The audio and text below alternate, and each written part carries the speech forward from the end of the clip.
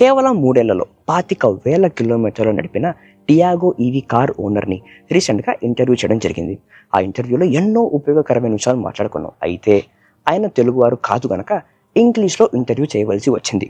ఆ ఇంటర్వ్యూలో మాట్లాడుకున్న ఎన్నో ఇంపార్టెంట్ విషయాలన్నీ కూడా తెలుగు వారికి కూడా చేరాలి అనే ఉద్దేశంతో ఈ వీడియో చేస్తున్నా. అయితే ఫ్యూ మంత్స్ బ్యాక్ ఒక ఇంగ్లీష్ ఇంటర్వ్యూకి తెలుగు సబ్టైటిల్స్ పెట్టి ఒక వీడియో పెట్టాను. కాకపోతే మీ అందరినీ ఇంగ్లీష్ ఆడియో వింటూ తెలుగు కింద చదువుతూ అర్థం చేసుకోండి అని ఎక్కువ శ్రమ పెట్టే పని నాకెందుకో నచ్చలేదు. అందుకే నాకు కాస్త శ్రమ ఎక్కువైనా ఇదివరకు ఇంగ్లీష్లో చేసిన ఇంటర్వ్యూని పాయింట్ బై పాయింట్ నోట్ చేసుకొని అందులో ముఖ్యమైన విషయాలన్నీ కూడా సమకూర్చుకొని ఒక సమ్మరీ రూపంలో స్క్రిప్ట్ రాసుకొని ఈ వీడియో చేస్తున్నా. మీకు గనక ఈ వీడియో నచ్చితే ఇలాగే ప్రతి ఇంగ్లీష్ ఇంటర్వ్యూకి ఇలాగే మీకు సమ్మరీ అందిస్తూ ఉంటా. ఇప్పుడు ఈ కారు గురించి ఆయన చెప్పిన ప్రోస్ అండ్ కాన్స్ గురించి ఆ డీటెయిల్స్ గురించి మాట్లాడే ముందర ఈ కారు ఓనర్ గురించి ఈ కారు వాడే ఎక్స్పీరియన్స్ గురించి కాస్త మాట్లాడుకోవాలి. కారు ఓనర్ పేరు అనుజ్. ఇతనికి హ్యుండాయ్ కోనా ఈవీ అనే ఒక ఈవీ కార్ 2020 నుంచి ఉన్నది. దాని తర్వాత టియాగో ఈవీని ప్రైమరీ కార్గా వాడడానికి సిటీ లోపల తిరగడానికి అని చెప్పి కొన్నారు. తర్వాత ఇప్పుడు ఈ మధ్య మహీంద్రా XEV9e అనే కార్ కూడా కొన్నారు. కనుక వీళ్ళ అపార్ట్మెంట్లో 3 ఈవీ కార్లు ఉన్నందున వీళ్ళ అపార్ట్మెంట్కి 3 ఫేజ్ ఎలక్ట్రిసిటీ ఉన్నందున ఛార్జింగ్కి ఇబ్బంది లేదు. వీళ్ళ అపార్ట్మెంట్ బేస్మెంట్లోనే 3 కిలోవాట్ ఛార్జింగ్ ఫెసిలిటీ ఉంచుకున్నారు. ఇప్పుడు ఈ కార్ వచ్చేసి ఆయనకి ప్రైమరీ కార్. ప్రతిరోజు ఇంటి నుంచి ఆఫీస్కి వెళ్ళడానికి, ఆఫీస్ నుంచి ఇంటికి రావడానికి, ఫ్రెండ్స్తో బయటికి వెళ్ళడానికి అన్నిటికి కూడా ఈ కారే ఆయన ప్రైమరీ కార్గా వాడుతూ ఉంటారు. దానికి ఇంపార్టెంట్ రీజన్ వచ్చేసి కార్ యొక్క డైమెన్షన్స్ అని చెప్పి ట్రాఫిక్లో చిన్నపాటి సందుల్లో కూడా చిన్నపాటి వీధుల్లో కూడా చాలా ఈజీగా వెళ్ళిపోవచ్చు అని చెప్పి అప్పుడెప్పుడో మారుతి 800లో నడిపిన ఫీలింగ్ అయితే వస్తుంది అని చెప్పారు. ఇంకా ఈ కార్లో ఆయన అగ్రెసివ్ డ్రైవింగ్ స్టైల్లో కూడా 180 నుంచి 200 కిలోమీటర్స్ ఆఫ్ రియల్ రేంజ్ వస్తుంది అని చెప్పారు. ఇంకా ఈ కార్ ఆయనకి 11,50,000 పై చిలుకు ధరకి వచ్చింది 2022-2023 టైంలో ఆయన కారు కొన్నప్పుడు. ఇప్పుడు ఈ కారు వచ్చేసి ఆయన 7,000 కిలోమీటర్స్ నడిపిన తర్వాత కారులో ఛార్జింగ్ సమస్య వలన అండర్ వారంటీ బ్యాటరీ ప్యాక్ మొత్తాన్ని రీప్లేస్ చేయవలసి వచ్చింది. రీప్లేస్ చేశాక ఇప్పటికీ 18,000 కిలోమీటర్స్ తిరిగింది. సో మొత్తం వేరేసి 25,000 కిలోమీటర్స్. ఇప్పుడు ప్రస్తుతం 18,000 కిలోమీటర్ నడిచిన ఈ కొత్త బ్యాటరీ యొక్క బ్యాటరీ హెల్త్ ఈజ్ 96%. అంటే 4% బ్యాటరీ డిగ్రేడ్ అయింది.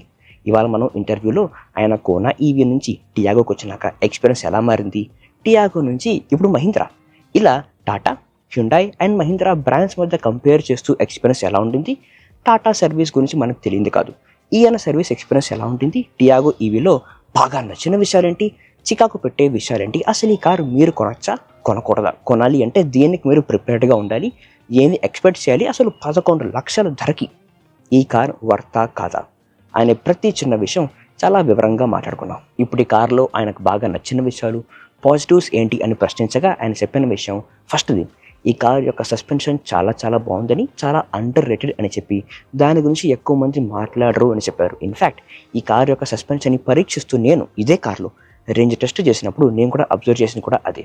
రోడ్స్ బాగాలేకపోయినా, పాట్ హోల్స్ ఉన్నా కూడా ఈ కార్ చాలా బాగా హ్యాండిల్ చేస్తుంది. ఒక సాలిడ్ ఫీల్ అయితే ఇస్తుంది. సాఫ్ట్గాను ఉంటుంది. At the same time EV car కాబట్టి ట్రాఫిక్లో ఆ చిన్నపాటి ఓవర్టేక్స్ దగ్గర కాస్త స్ట్రాంగర్ యాక్సిలరేషన్ ఇచ్చి వెళ్ళాలి అంటే ఆ కిక్ మాత్రం మామూలుగా ఉండదు. అలా చేస్తున్నప్పుడు కాస్త సాలిడ్ కంట్రోల్లో ఉంది కార్, కాస్త స్టిఫర్గా కూడా ఉంది ఆ సస్పెన్షన్ అనే ఫీలింగ్ అయితే ఇస్తుంది. కానీ కంఫర్టబుల్గా ఉంటుంది both for the driver and for the passenger. కాకపోతే లాంగ్ డ్రైవ్స్కి వెళ్ళాలి అంటే మాత్రం కాస్త ఇబ్బందికరంగా అనిపించవచ్చు ఆఫ్టర్ 4-5 అవర్స్. దానికి మెయిన్ కారణం ఈజ్ విత్ ద రేంజ్. కాకపోతే ఈ కార్ మీరు లాంగ్ డ్రైవ్స్ కోసం కొనరు కనుక for the city drive it is comfortable for both the driver and for the passengers. కాకపోతే ఈ కార్ ఈవీ కాబట్టి గేర్ రాడ్ ఉండదు కాబట్టి మన లెఫ్ట్ హ్యాండ్తో పని తక్కువ ఉంటుంది కాబట్టి హ్యాండ్ రెస్ట్ ఇచ్చుంటే బాగుండేది అని చెప్పారు. ఇంకా ఈ కార్ యొక్క బిల్డ్ క్వాలిటీ గురించి మాట్లాడినప్పుడు ఇందులో స్టీల్ బాడీ చాలా స్ట్రాంగ్గా ఉందని చెబుతూనే ప్లాస్టిక్స్ కాస్త వీక్గా ఉందని చెప్పారు. కానీ ఆ ప్లాస్టిక్స్ గురించి, బిల్డ్ క్వాలిటీ ఇష్యూస్ గురించి ఇంకాసేపట్లో మాట్లాడతా. ఇంకా క్యాబిన్ లోపల ఏసీ చాలా బాగుందని, కూలింగ్ చాలా బాగుందని, కాకపోతే ఇటువంటి వేసవి ఎండల్లో ఫ్యాన్ ఫుల్ స్పీడ్లో పెడితే ఆ ఫ్యాన్ యొక్క సౌండే కాస్త ఎక్కువ లౌడ్గా ఉంటుందని, క్యాబిన్ లోపల ఇబ్బందిగా ఉండొచ్చు అని చెప్పారు. కాకపోతే కూలింగ్ మాత్రం బాగుంటుంది. సీట్ కంఫర్ట్ గురించి మాట్లాడితే బాగుంది, బెస్ట్ కాదు, ఎక్కువ ఎక్స్పెక్టేషన్స్ వద్దు అలా అని చెప్పి బ్యాడ్గాను లేదు, బాగుంది. ఇంకా ప్రతి టాటా కార్లో లాగే ఇందులో కూడా స్పీకర్ సిస్టమ్ చాలా బాగుందని, ట్రాఫిక్లో ఆగినప్పుడు పాటలు వింటూ ఎంజాయ్ చేయడానికి ఆ స్పీకర్ సిస్టమ్ చాలా బాగుందని చెప్పారు. పాజిటివ్స్ బాగానే ఉన్నాయి కానీ నెగిటివ్స్ చాలా ఎక్కువ ఉన్నాయి. అందులో ప్రధానమైనవి క్వాలిటీ అండ్ సర్వీస్లో మాత్రమే. క్వాలిటీ గురించి మాట్లాడితే కనుక క్యాబిన్ లోపల front driver seat and passenger seat నడుమ హైట్ వ్యత్యాసం ఉంది. ఇది వెల్డింగ్ డిఫెక్ట్, ఇది మ్యానుఫ్యాక్చరింగ్ డిఫెక్ట్. ఇది ఇబ్బందికరంగా ఉండొచ్చు పొడుగ్గా ఉండే వాళ్ళకి, కానీ మ్యానుఫ్యాక్చరింగ్ చేయడమే అలా చేశారు కాబట్టి దీన్ని ఇంకా సరి చేసే ఆప్షన్ లేదు. ఇంకా కారు యొక్క బిల్డ్ గురించి మాట్లాడితే కనుక స్టీల్ బాడీ బాగుంది, 5 స్టార్ రేటింగ్ బాగుంది, కానీ ప్లాస్టిక్ ప్యానల్స్ చాలా వీక్గా ఉన్నాయి. ఎక్కడ పడితే అక్కడ ప్లాస్టిక్ ప్యానల్స్ ఊడి చేతికి వచ్చేస్తాయి. ఇన్ఫ్యాక్ట్ మేము షూటింగ్ చేస్తున్నప్పుడు కూడా ఒక ప్యానల్ ఊడి మా చేతికి వచ్చేసింది. ఆ ప్యానల్స్ అన్నీ కూడా కాస్త ఫిట్ అండ్ ఫినిష్ బాగా ఇచ్చుంటే బాగుండేది. ఇంకా క్వాలిటీ గురించి ఇంకో విషయం చెప్పాలి. కారు యొక్క ఛార్జింగ్ లిడ్ అనేది ఒక్కోసారి క్లోజ్ అవ్వదు, క్లోజ్ అయితే ఓపెన్ అవ్వదు. ఇంకా ఆ ఛార్జింగ్ లిడ్కి ఓపెన్ అండ్ క్లోజ్ చేస్తూ లాక్ చేసే మెకానిజంకి ఒక హుక్ ఉంటుంది చూసారు. ఫర్ ఎగ్జాంపుల్ మీరు ఛార్జింగ్ లిడ్ తీశారు, కార్ని ఛార్జింగ్కి పెట్టారు, ఆ ఛార్జింగ్ గన్ ఛార్జ్ అయిపోయిన తర్వాత లాగేటప్పుడు ఆ హుక్ అనేది చేతికి తగిలి ఆయన చెయ్యి కట్టిందని, చాలాసార్లు చాలా సందర్భాల్లో రక్తం వచ్చిందని కూడా చెప్పారు. సర్వీస్ సెంటర్ వాళ్ళకి చెప్పగా దాన్ని వాళ్ళే అటు ఇటు తిప్పి కాస్త నొక్కి ప్రెస్ చేసి ఇప్పుడు సరిపోయిందిగా అని చెప్పారట. ఇంకేం చేయలేక తిరిగి వచ్చారు. ఇంకా 7,000 కిలోమీటర్ల తర్వాత ఈ కార్ బ్యాటరీ సమస్య వచ్చింది అని చెప్పారు కదా. ఆ బ్యాటరీ సమస్య ఏంటంటే ఈ కార్ ఇంట్లో హోమ్ ఛార్జింగ్లో ఛార్జింగ్ అవ్వదు, ఫాస్ట్ ఛార్జింగ్లో మాత్రమే ఛార్జింగ్ అవుతూ ఉందట. కనుక ఈ కార్ని వారు సర్వీస్ సెంటర్కి తీసుకెళ్లి చూపించగా 2-3 నెలల ప్రయత్నం తర్వాత అసలు ఈ ఇష్యూకి కారణం ఏంటో వాళ్ళకి తెలియకపోగా ఎలా ఫిక్స్ చేయాలో తెలియక ఆ 2-3 నెలలు అటు ఇటు ఇంటికి అటు సర్వీస్ సెంటర్కి తిరిగి సర్వీస్ సెంటర్ వాళ్ళే ఫైనలీ 3 నెలల తర్వాత బ్యాటరీ మొత్తాన్ని వారంటీలో రీప్లేస్ చేశారట. ఇంకా ఆ 3-4 మంత్స్ ఆఫ్ టైం పీరియడ్లో హోమ్ ఛార్జింగ్ లేదు గనక అసలు ఈ కార్ ఫాస్ట్ ఛార్జింగ్లో అవుతుందా లేదా అని పరీక్షించే ప్రయత్నంలో సర్వీస్ సెంటర్లో ఉండే డీసీ ఫాస్ట్ ఛార్జర్లో కార్ని ఛార్జింగ్ పెట్టారట. దానికి సర్వీస్ సెంటర్ వాళ్ళు ఈయనకి బిల్ ఇచ్చారట. అక్కడెక్కడ ఇన్ఫ్లుయెన్స్ వాడి ఎంతో గొడవలు పెట్టుకొని మొత్తానికి ఆ బిల్ అయితే కట్టలేదు, కానీ ఆ బిల్ ఇవ్వడం అనేది నాట్ రియలీ గుడ్. ఇంకా చాలా రీసెంట్గా ఒక చిన్న మైనర్ యాక్సిడెంట్లో side door and out side radio mirror అనేది డ్యామేజ్ అయింది.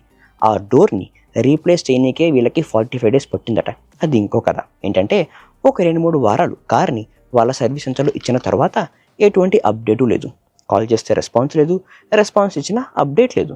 అలా కాల్ చేస్తూ ఉండగా 3-4 వీక్స్ తర్వాత సర్వీస్ సెంటర్ వాళ్ళకి కాల్ ఎత్తుకొని అసలు మీ కారు ఎక్కడుంది, ఈ సర్వీస్ సెంటర్లో ఎక్కడుందో మాకు కనిపించలేదే అని చెప్పారట. ఇంకేమైనా పరిగెత్తుకుంటూ వెళ్ళి కంగారుగా చూస్తే అదే సర్వీస్ సెంటర్లో కారు ఉండింది. మొత్తానికి 45 days తర్వాత డోర్ అయితే ఫిక్స్ చేశారు, రేర్ వ్యూ మిర్రర్ని కూడా రీప్లేస్ చేశారు. కానీ రీప్లేస్ చేసి కొత్తగా వేసిన out side rear view mirror ఇది వరకు ఇంకో పక్క పాతదిగా ఉండే out side rear view mirror కంటే కూడా పాతదిగా ఉందట.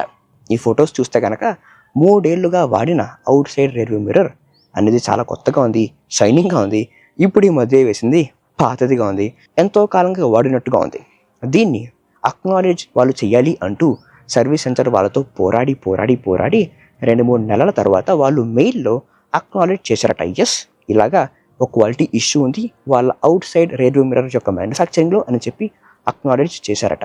ఇలాగా ఇటువంటి చిన్నపాటి ఇష్యూస్ ఏమన్నా ఉంటే అక్నాలెడ్జ్ చేయించుకోవడం, ఎస్ ఇష్యూ ఉంది ఒప్పుకుంటున్నాం అని వాళ్ళ చేత చెప్పించుకోవడం చాలా ముఖ్యం, ఎస్పెషల్లీ ఇన్ ద మెయిల్. ఎందుకంటే ఇవాళ మీకు ఇష్యూ కాకపోవచ్చు, 2-3 ఏళ్ల తర్వాత అది నిజంగా సమస్యగా మారిన రోజున వాళ్ళ దగ్గరికి వెళితే అవునా ఇది మాకు చెప్పనే లేదే, అప్పుడే చెప్పుంటే ఆనాడే ఫిక్స్ చేసి ఉంటామే అని వంకలు చెప్పొచ్చు.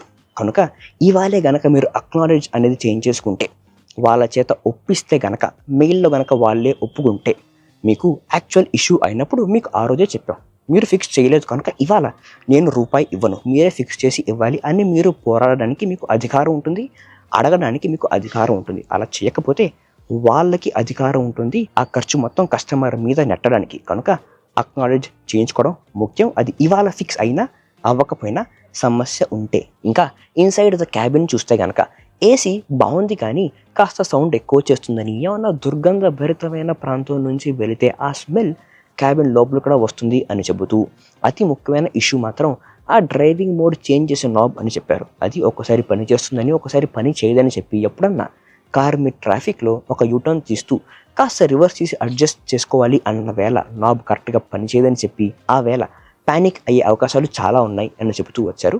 ఇంకా ఇటువంటి ఎండలో ఆ డ్రైవింగ్ నాబ్ అసలు ఏ డ్రైవింగ్ మోడ్లో ఉంది అని కూడా మన కంటికి కనిపించదు అని చెప్పి హ్యాప్టిక్ ఫీడ్బ్యాక్ ఇచ్చుంటే బాగుండేది, అది లేనందువల్ల డాష్ మోడ్ వైపే మనం చూస్తూ అడ్జస్ట్ చేసుకోవాలి అని చెప్పారు.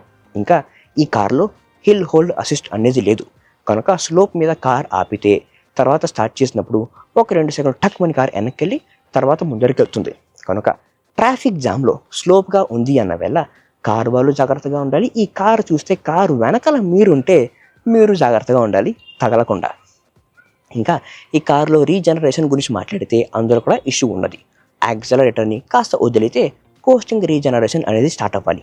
కానీ ఇందులో ఒక పర్టికులర్ లెవెల్ దాటి మీరు కాలు తీస్తే కంప్లీట్గా కార్ రీజనరేషన్కి వెళ్ళిపోతుంది, యాక్సలరేషన్ కట్ ఆఫ్ అయిపోతుంది.